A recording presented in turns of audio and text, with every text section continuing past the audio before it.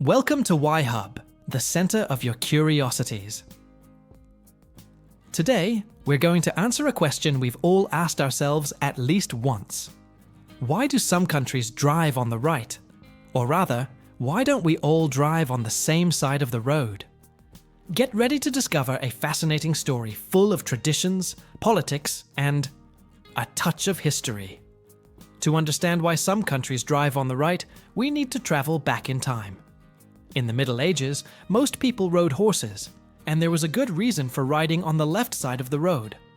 Knights, in fact, carried their sword on the right, so they needed to keep their distance from oncoming enemies. The left side was therefore safer. But history changed with the French Revolution. With the rise of new ideologies of equality, the French decided to change tradition and start driving on the left as a symbol of freedom. However, things took a different turn in other countries. Napoleon Bonaparte played a key role in spreading left-hand driving by imposing it in the territories he conquered. However, not all countries were ready to follow him. Some, like England, continued to drive on the left even when the global trend was changing. In the New World, things went in a different direction. In the United States, when carriages and automobiles first began to spread, the trend to drive on the right became dominant, mainly for practical reasons. With the increasing use of four-horse carriages, which often stayed on the right side of the road, people preferred to sit on the left side to hold the whip properly. This led to right-hand driving, which became the norm over time.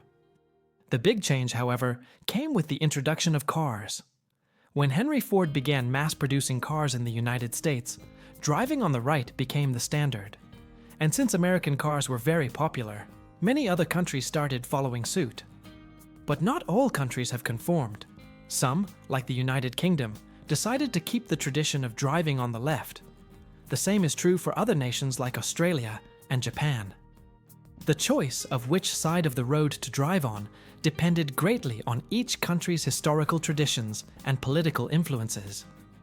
In conclusion, the choice of driving on the right or left was never a random decision.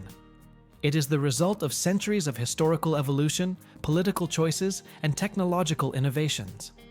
Today, traffic laws are regulated by local traditions and practices, but the division between right and left remains a reminder of how cultures have shaped and influenced each other over time. If you enjoyed this video, subscribe to 𝐬𝐻UB, turn on notifications, and keep exploring the curiosities.